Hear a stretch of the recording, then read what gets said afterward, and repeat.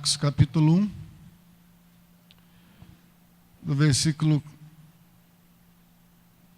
14 até o 28. E depois que João foi entregue à prisão, veio Jesus para a Galiléia, pregando o evangelho do reino de Deus e dizendo: o tempo está cumprido, e o reino de Deus está próximo. Arrependei-vos e crede no evangelho. E andando junto ao mar da Galiléia, viu Simão e André, seu irmão, e lançavam a rede ao mar, pois eram pescadores. E Jesus lhes disse: vinde após mim, e eu farei que sejais pescadores de homens. E deixando logo as suas redes, o seguiram. E passando dali um pouco mais adiante, viu Tiago, filho de Zebedeu, e João, seu irmão, que estavam no barco consertando as redes.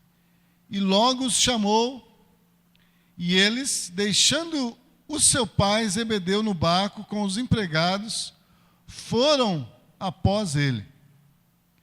Entraram em Cafarnaum, e logo no sábado, indo ele à sinagoga, ali ensinava. E maravilhavam-se da sua doutrina, porque os ensinava como tendo autoridade, e não como os escribas. E estava na sinagoga deles um homem com um espírito imundo, o qual exclamou dizendo: que temos contigo, Jesus Nazareno? Vieste destruir-nos? Bem sei quem és, o Santo de Deus. E repreendeu Jesus, dizendo: cala-te e sai dele. Então o espírito imundo, agitando e clamando com grande voz, saiu dele. E todos se admiraram, a ponto de perguntarem entre si, dizendo: que é isto? Que doutrina é esta? Pois com autoridade ordena aos espíritos imundos, e eles lhe obedecem. E logo correu a sua fama por toda a província da Galiléia. Oremos.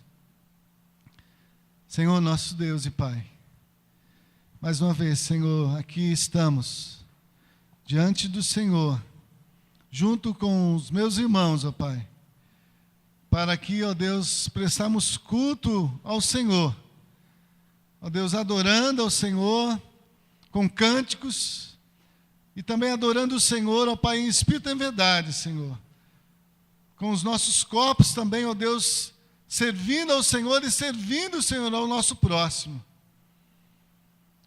Por isso, Senhor, neste momento, eu quero te pedir, ó Pai, prevaleça, Senhor, mais uma vez, nos nossos corações com a Tua palavra, Senhor. Porque, ó Deus, reconhecemos que sem Ti nada podemos fazer. Como o Senhor Jesus mesmo disse: sem mim nada podeis fazer. Reconhecemos que isso é verdade, Senhor. Sem Ti, Senhor Jesus, nada podemos fazer. Então somos totalmente dependentes do Senhor e carentes, ó Deus, da Tua graça, da Tua misericórdia, ó Deus, e também, ó Deus, abrimos nosso coração para o Teu Espírito Santo, ó Deus, nos convencer de todo pecado, toda justiça, todo juízo, e assim, Senhor, possamos, cada um de nós, estar, ó Deus, em santidade na Tua presença, Senhor. Em nome de Jesus nós oramos. Amém. Amém. Esse texto, irmãos, ele tem muitos ensinamentos proveitosos para cada um de nós. Eu não vou conseguir compartilhar com os irmãos tudo, mas vou falar aquilo que o Senhor já tem revelado ao meu coração a respeito desse texto das Escrituras. E espero que com isso também os irmãos possam ser edificados, como eu tenho sido pela palavra que o Senhor tem ministrado ao meu coração. Jesus, irmãos, está iniciando o seu ministério. Mas antes, ele começa a chamar aqueles que estariam vivendo com ele. E nessa convivência com ele, poder conhecê-lo. Não só conhecê-lo como ser humano, mas conhecê-lo como Deus. Porque para isso Jesus Cristo veio ao mundo. Para revelar a glória de Deus. Lá no livro de Hebreus, capítulo 1, pode abrir.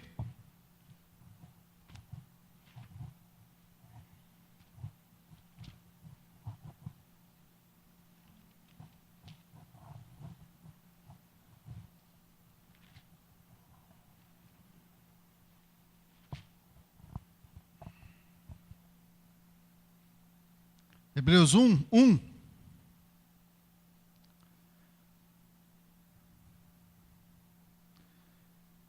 Fala da revelação progressiva de Deus.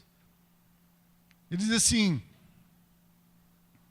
havendo Deus antigamente falado muitas vezes, de muitas maneiras aos pais pelos profetas, a nós falou-nos nesses últimos dias pelo Filho,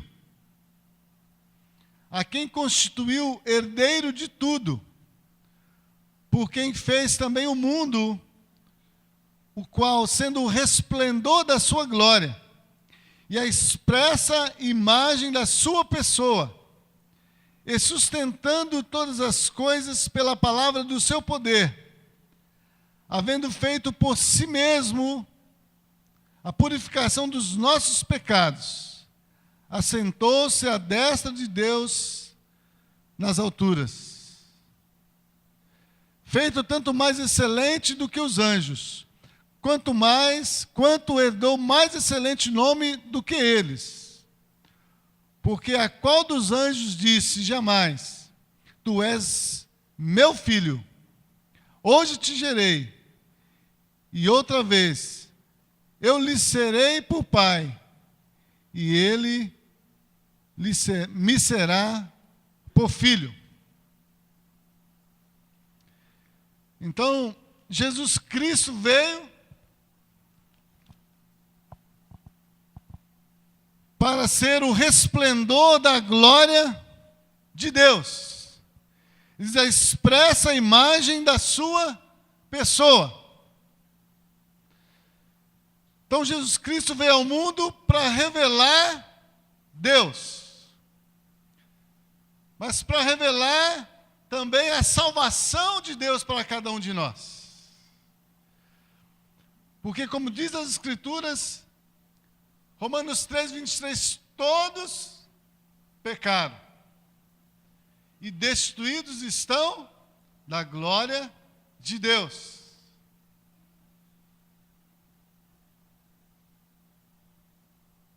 Então, todos nós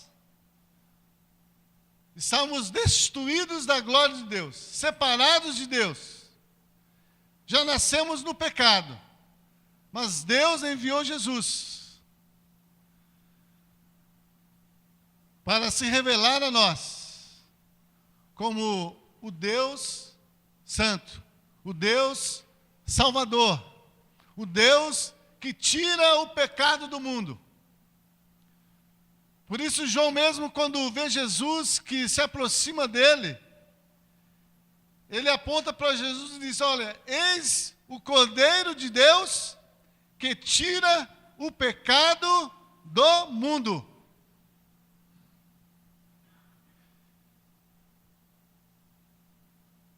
João aponta para Jesus. Ele diz: eu não sou, mas aí vem aquele que eu não sou digno nem de desatar, me abaixar e desatar as sandálias do seu pé. Mas esse aí é aquele que os profetas falaram. Os nossos pais creram que viria. E agora ele veio. E ele veio para tirar o pecado do mundo.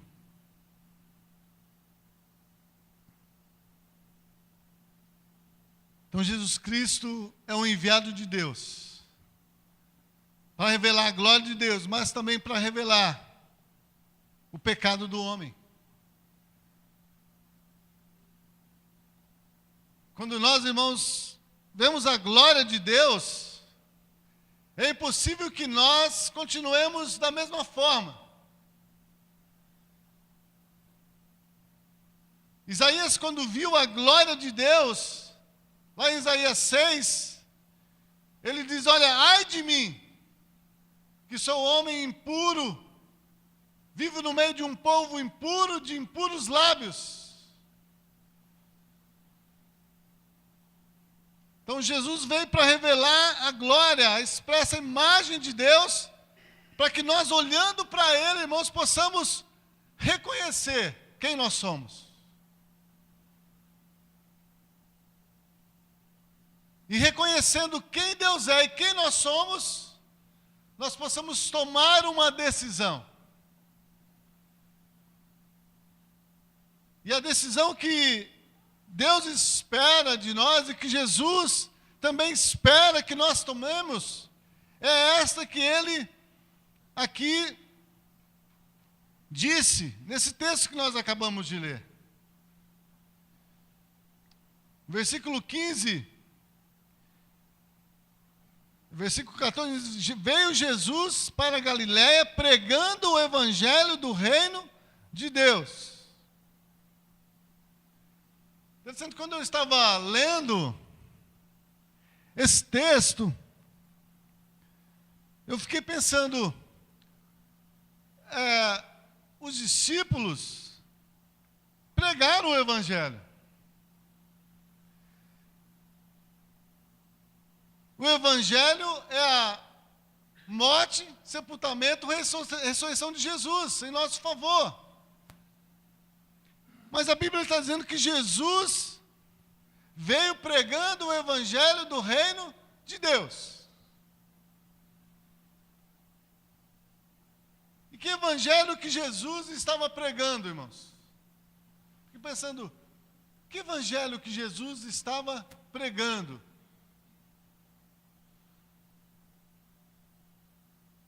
Se ele era o evangelho, se a obra que ele veio realizar é o evangelho para a nossa salvação,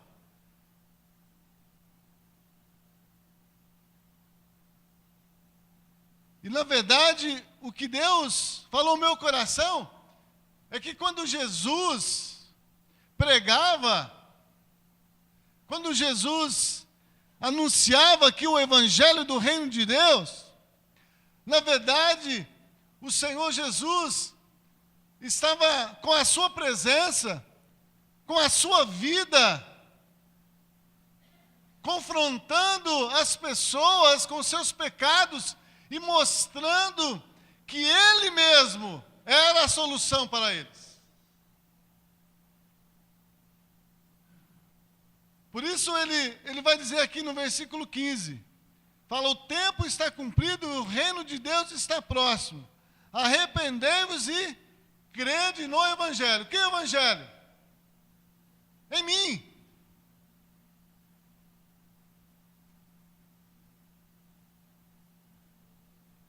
O que Jesus está pregando, o que Jesus está anunciando, o que Jesus está querendo ensinar agora,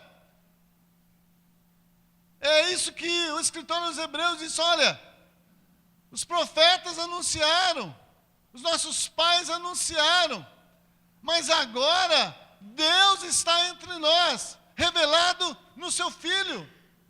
E agora a salvação está nele. E é em Jesus que nós devemos crer. E é em Jesus que nós devemos colocar a nossa confiança. Quando Jesus fala que arrependemos e crede no Evangelho,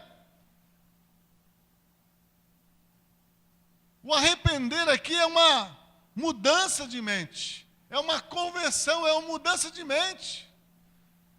O que Jesus está dizendo é: vocês precisam ter suas vidas mudadas, regeneradas. E isso só é possível pelo Evangelho. E o Evangelho sou eu.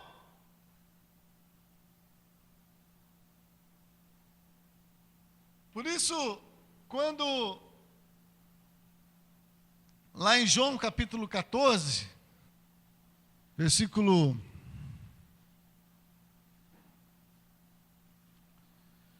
5 em diante, diz assim: e disse-lhe Tomé: Senhor, nós não sabemos para onde vais, como podemos saber o caminho?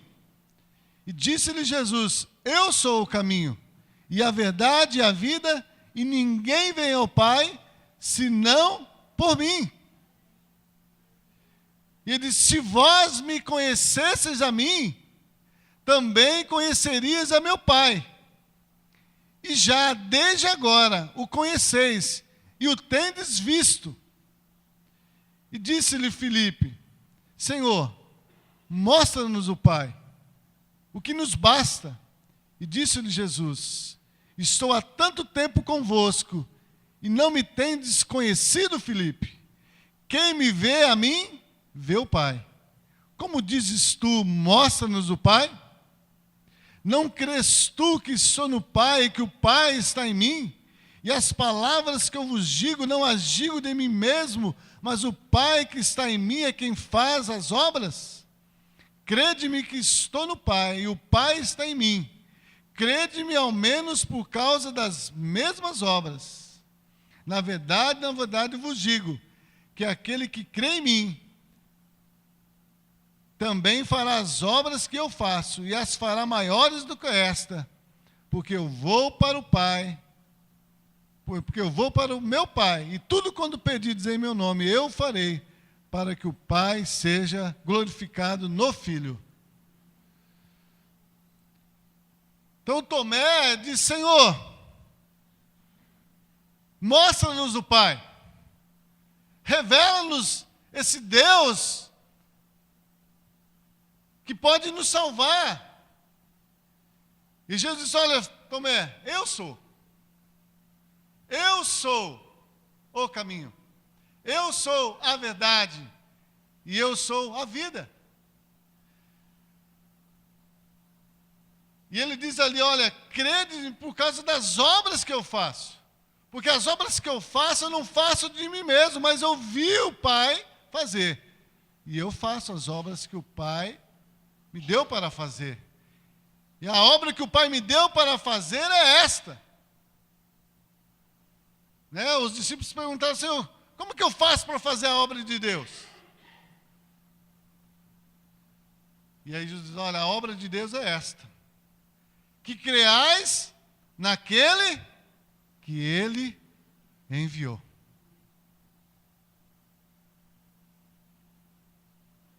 Então o reino de Deus está próximo. Aí ele diz: arrependei-vos e crede no Evangelho. Muitas vezes nós estamos querendo ver sinais, estamos querendo ver milagres, para poder crer em Jesus. Mas esse crer em Jesus pelos milagres, muitas vezes, irmãos, nos faz chegar perto de Deus. Como aqui também esses homens estavam próximos de Jesus.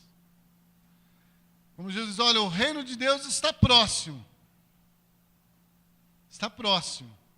Muitas pessoas acabam vendo sinais, recebendo bênçãos, vendo milagres na sua vida, vendo milagres na igreja e ficam próximos do reino de Deus. Mas não entram para dentro. Porque a esperança delas, a fé delas, não está baseado naquilo que Deus preparou, mas está baseado naquilo que Deus está fazendo em favor dela. Mas Jesus deixa bem claro aqui que a fé que salva, ela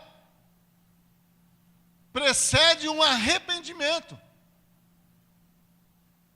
A fé que salva, a fé que transforma, a fé que nos faz viver de novo, uma nova vida, né? Nascer de novo, não é uma fé baseada nas bênçãos, ou nas boas obras que Deus preparou para nós. Mas a fé que salva é aquela que precede o arrependimento. E quando Jesus começa a pregar, ele diz, arrependei-vos. O arrependimento, irmãos, é uma consciência dos nossos pecados. É um reconhecer quem nós somos. E reconhecer a santidade de Deus. E então, pela fé em Jesus, crer na sua palavra. Receber a Cristo no nosso coração. Para assim Deus então poder nos tornar filhos de Deus. Então Jesus diz, o reino de Deus está próximo. Arrependei-vos e crede no Evangelho. Arrependei-vos.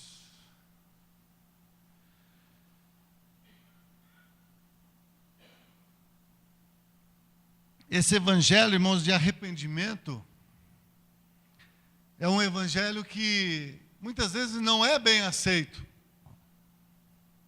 É um evangelho que às vezes não traz muita fama. Ele não traz muitos amigos. Ele não ajunta muitas pessoas. Porque esse evangelho do arrependimento, ele vem para confrontar o pecador com seus pecados. Ele vem para confrontar aquele que está nas trevas com a luz de Deus.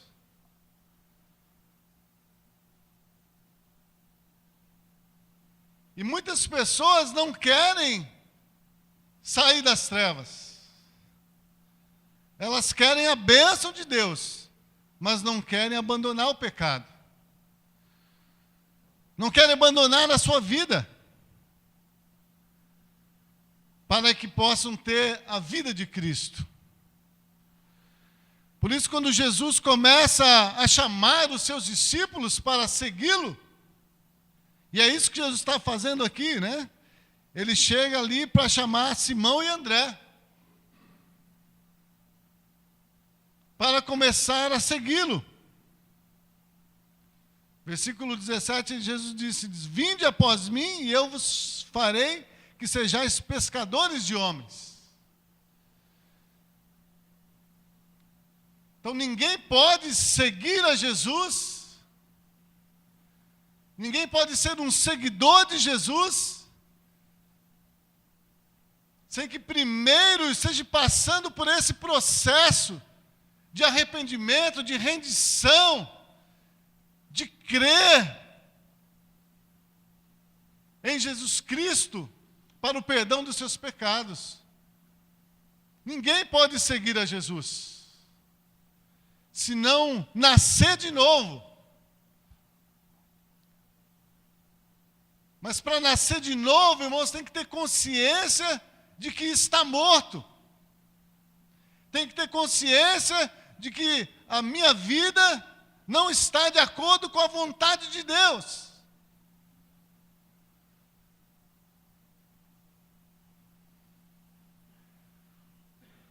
Os discípulos aqui, eram pescadores de peixes. Mas Jesus diz, olha, se vocês virem após mim, eu farei com que vocês sejam pescadores de homens. Eu vou mudar a mente de vocês, eu vou mudar o coração de vocês. E agora, o desejo de vocês não vai estar mais nas coisas aqui deste mundo. O seu prazer não vai estar mais em trabalhar somente para adquirir riquezas ou bens aqui neste mundo. Mas o seu prazer vai estar sendo em viver para mim, em viver em comunhão comigo, em se colocar à disposição do Senhor, para que através da minha vida e da sua vida, outras almas também possam se achegar ao Senhor.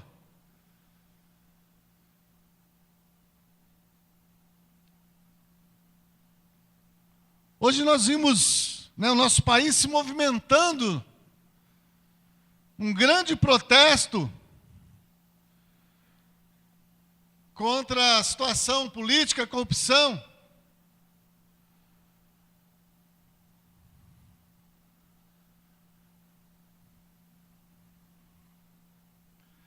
Mas qual tem sido a posição da igreja? Qual tem sido a minha posição como cristão diante do meu próximo que está vivendo no pecado?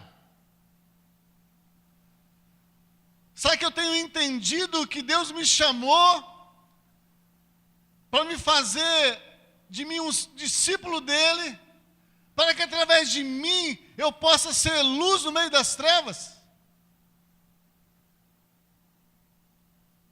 Muitas vezes, irmãos, nós somos, o irmão André até usou essa palavra hoje aqui,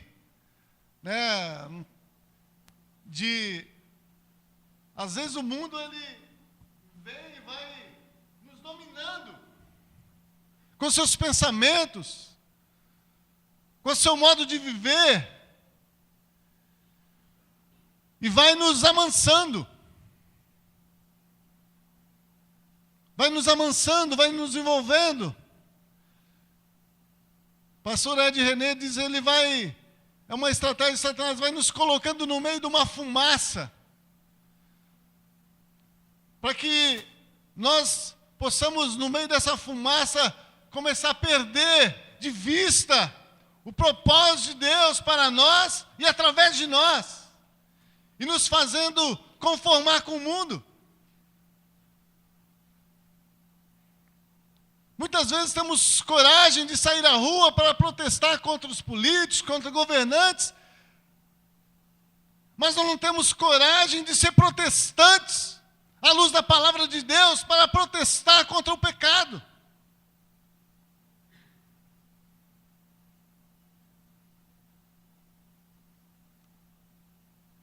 Mas Jesus, quando veio, e ele confrontou os homens com seus pecados.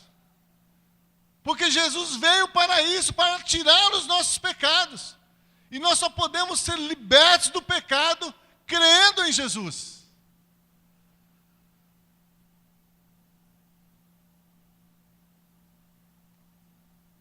Minha esposa me mostrou hoje de manhã uma frase, dizia assim, como que é?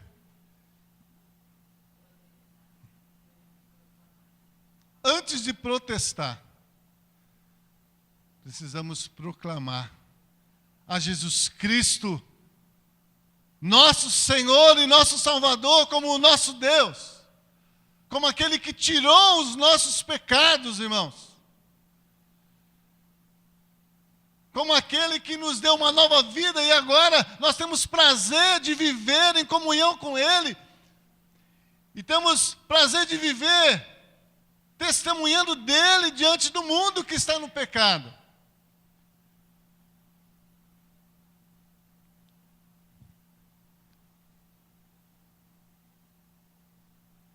E é por isso que as pessoas se maravilhavam da doutrina de Jesus. No versículo 21 e 22, diz que e entraram em Cafarnaum, e logo no sábado, indo ele à sinagoga, ali ensinava. E maravilhavam-se da sua doutrina, porque os ensinava como tendo autoridade, e não como os escribas.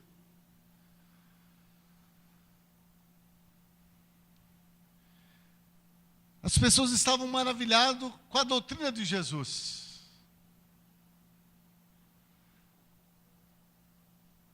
Não porque ele estava anunciando o reino de Deus, mas é porque ele ensinava como tendo autoridade.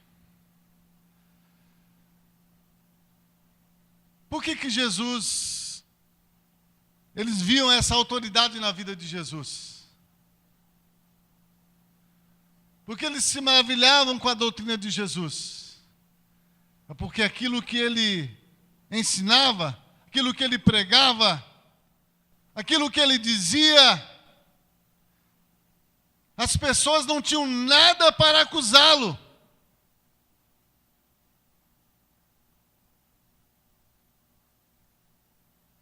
Eles são diferentes dos escribas.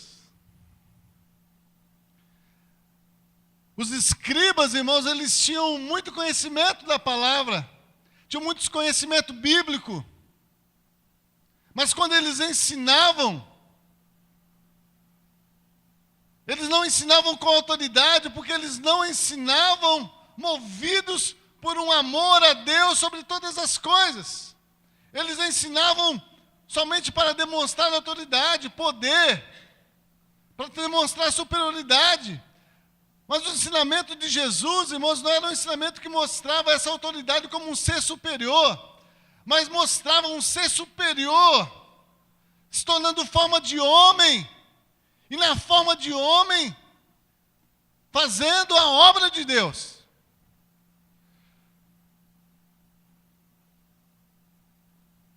Muitas pessoas querem ser reconhecidas como homens de poder, mas Jesus, tendo poder, não quis ser reconhecido como um homem que tinha o poder, mas ele disse que ele não teve por usurpação ser igual a Deus, mas si mesmo se esvaziou. Irmãos, como tem sido o nosso ensino a respeito do Evangelho? Será que ele tem sido um ensino onde nós pegamos os textos bíblicos e aí confrontamos as pessoas com a palavra, acusando elas dos seus pecados? Ou esses ensinos bíblicos, eles estão no nosso coração, e nós estamos movidos de amor e de compaixão para com os perdidos? E então as pessoas, ao nos ver, nosso relacionamento com eles, nosso amor para com eles, eles então começam a ver Jesus em nós.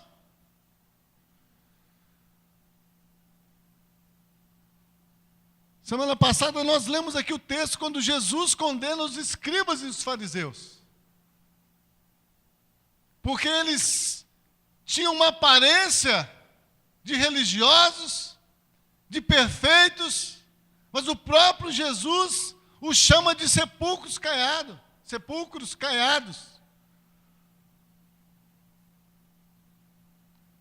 Ou seja, olha, vocês têm a doutrina, vocês têm a palavra na sua mente, mas essa palavra não desceu ainda para o coração.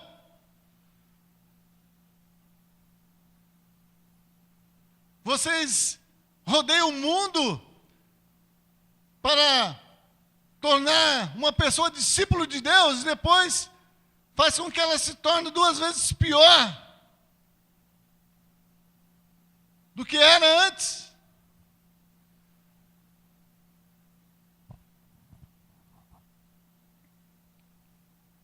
doutrina de Jesus, ela tinha autoridade porque ela era movida pelo amor. Ela era movida pela compaixão. A doutrina de Jesus, ela não espantava, ela não escorraçava. A doutrina de Jesus, ela aproximava as pessoas dele. As pessoas, irmãos, não tinham medo de chegar perto de Jesus. Os pecadores, os doentes, os enfermos, quando eles viam Jesus, eles não corriam de Jesus, eles não se escondiam de Jesus, mas eles se aproximavam de Jesus, porque eles viam que, além de ensinar, além de pregar, eles viam em Jesus o amor de Deus para com eles. A gente vê que, continuando a leitura aqui, versículo 40, diz: aproximou-se dele um leproso, que rogando-lhe, pondo-se de joelho diante dele, dizia: se queres, bem podes limpar-me.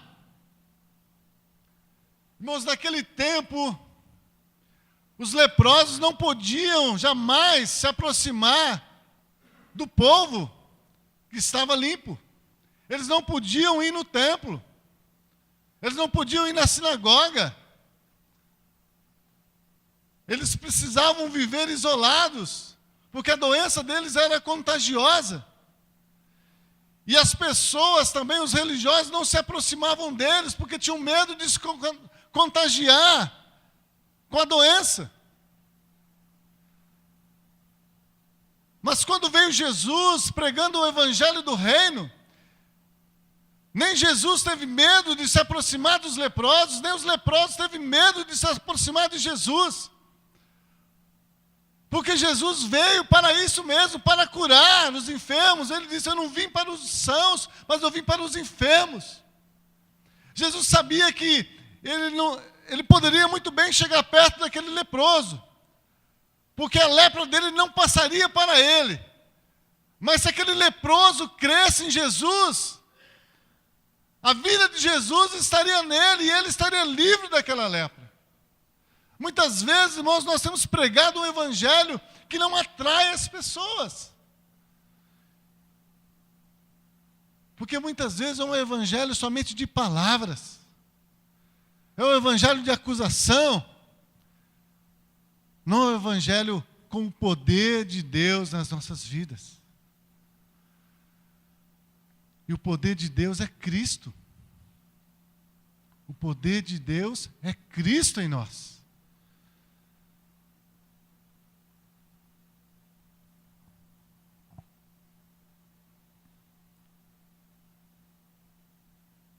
Por isso que Jesus, quando chama os discípulos,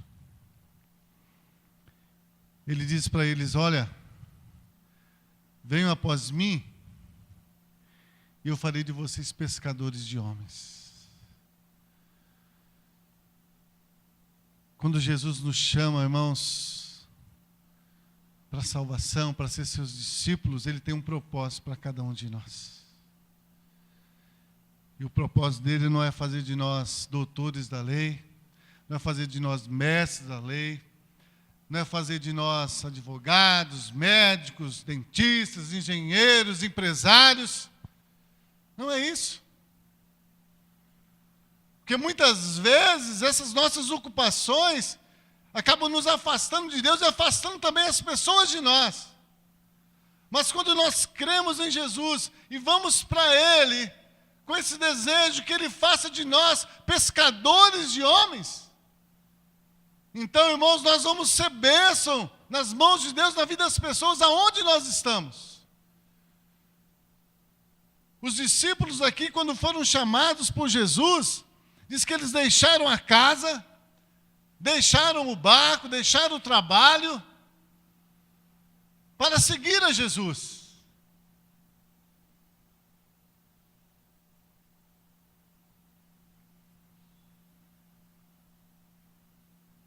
Eles deixaram a vida que eles tinham, para que agora Cristo fosse a vida deles.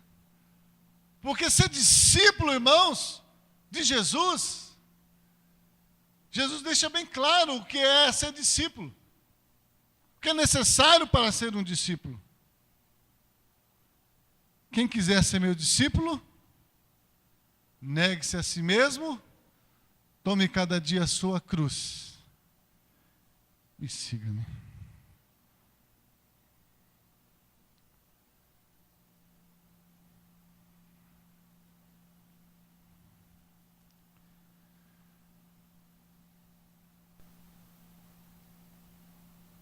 Pescadores de homens.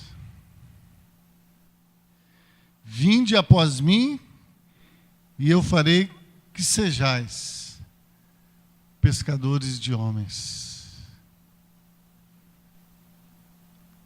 Celso ontem foi pescar, né, Celso? Cadê o Celso? Está ali, né? Você pegou 2 peixes. Eu gosto de pescar. Mas tem dia que a gente vai lá e não pega nada, né? O peixe está lá, mas a gente não pega. Não leva a isca certa.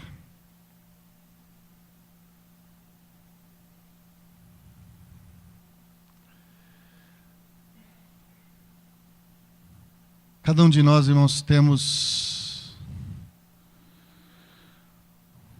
uma vocação, uma missão que Deus nos deu. Mas o que eu quero destacar, o que Jesus me chamou a atenção aqui através desse texto é essa. Você é meu discípulo? Você está me seguindo? Então você é um pescador de homens.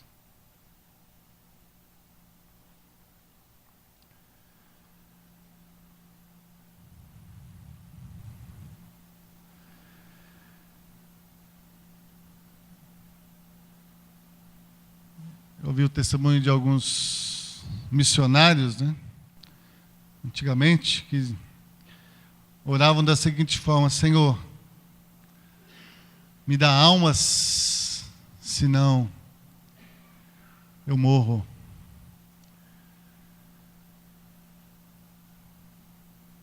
Me dá almas.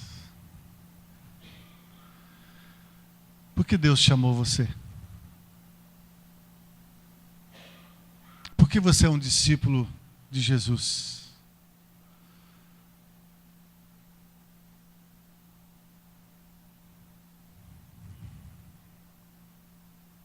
Por quê?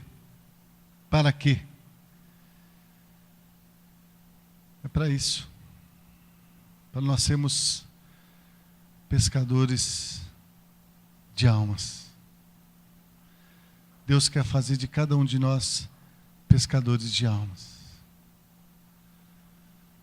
Mas isso só vai acontecer, irmãos,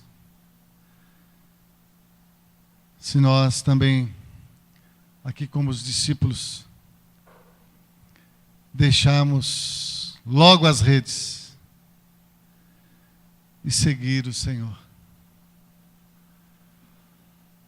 Como precisamos, irmãos, deixar o nosso comodismo, deixar as coisas deste mundo para nos apegarmos às coisas que são de Deus. Abra a sua Bíblia num texto, nós vamos estar lendo esse texto. É uma exortação do Senhor Jesus.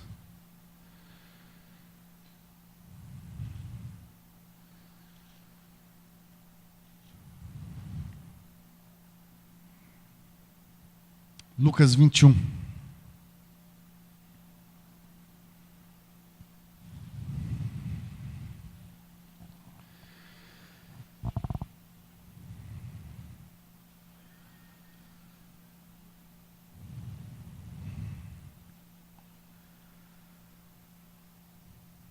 Vinte e um, 34.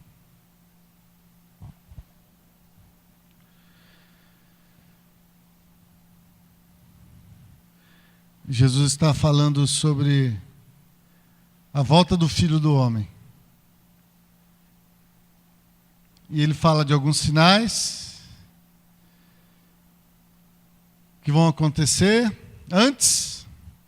E aí do versículo 34 ao 36 ele faz uma exortação aqui. E olhar por vós, para que não aconteça que o vosso coração se carregue de glutonaria, de embriaguez e dos cuidados da vida, e venha sobre vós de improviso aquele dia, porque virá como um laço sobre todos os que habitam na face de toda a terra.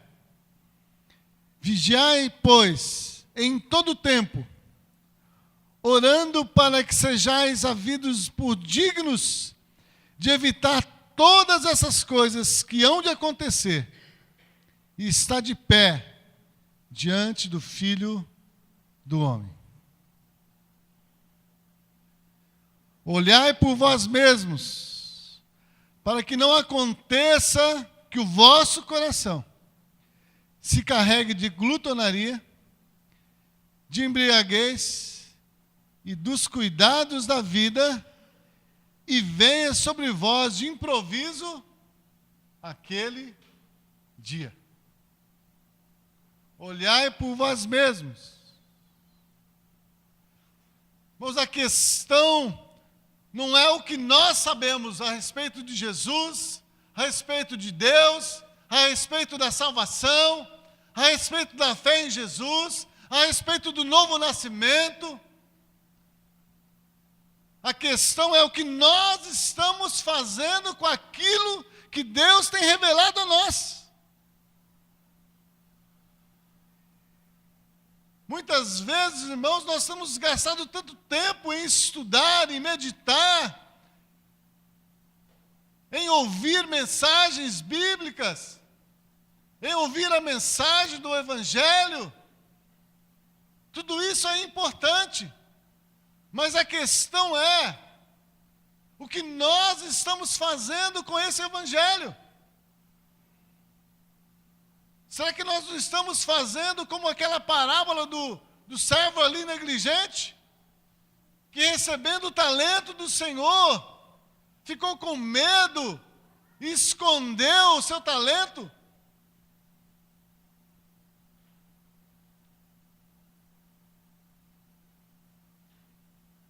Precisamos, irmãos, ser praticantes da palavra. O próprio Senhor Jesus Cristo disse: não sejais somente ouvintes da palavra, mas praticantes da palavra. Porque aqueles que ouvem a palavra e não a praticam, ele diz, lá em Mateus 7, vou comparar ao homem insensato, que edificou a sua casa sobre a areia. E vieram os ventos e as tempestades, e veio a chuva, e bateu contra a sua casa, e ela caiu. Mas aquele que ouve as minhas palavras e as pratica, comparou-lhe o homem sábio que edificou a sua casa sobre a rocha.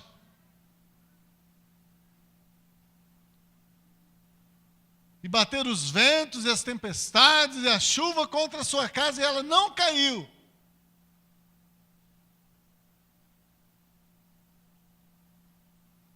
Nosso conhecimento de Cristo, irmãos, do Evangelho, ele tem que servir, irmãos, para nos aproximar das pessoas, para nos aproximar dos pecadores. Muitas vezes nós, como igreja, estamos fugindo dos pecadores. Não queremos nos misturar com ninguém. Queremos viver numa redoma. Mas a Bíblia que diz que Deus amou o mundo de tal maneira que deu o seu Filho, enviou o seu Filho ao mundo. E quando Jesus esteve no mundo, ele não se isolou. Ele não viveu separado, mas ele foi aonde estavam os perdidos, aonde estavam os pecadores. Lá em Mateus capítulo 9, versículo 35, diz que Jesus...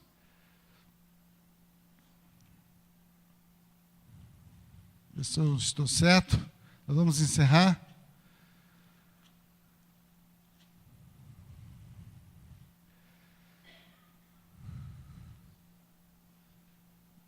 Mateus 9:35, diz assim: percorria Jesus todas as cidades e aldeias, ensinando nas sinagogas deles e pregando o evangelho do reino e curando todas as enfermidades e as moléstias entre o povo. E vendo as multidões, teve grande compaixão deles, porque andavam desgarradas e errantes, como ovelhas que não têm pastor. Então disse aos seus discípulos: a seara é realmente grande, mas poucos são os ceifeiros. Rogai, pois, ao Senhor da seara, que mande ceifeiros para a sua seara. A seara é grande, os campos estão brancos, ou seja, o mar, os rios estão cheios de peixes, irmãos, de almas que precisam ser pescadas pelo Evangelho. Mas como eles crerão se não há quem pregue?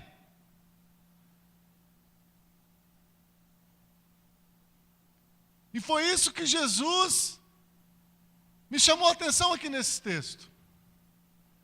As pessoas, ao ver Jesus e ouvir Jesus, se admiravam porque ele ensinava como quem tem autoridade, não como os escribas. Os escribas tinham a palavra, mas eram preconceituosos, se achavam superiores. Jesus era a palavra e se colocava no meio, junto com os pecadores, porque para isso é que ele veio, para buscar e salvar os pecadores. E é isso que Jesus quer fazer de nós, irmãos. Pescadores. Pescadores de homens. Pescadores de homens. Que cada um de nós possamos tomar essa decisão. Senhor, eu quero ser um pescador de homem. Isaías é que disse, né? Quando viu o seu pecado, o pecado do seu povo, Deus pergunta para ele: e agora? Quem há de ir por nós? No meio desse povo pecador, para que eles possam ser salvos. Isaías então disse: Senhor, eis-me aqui, envia-me a mim.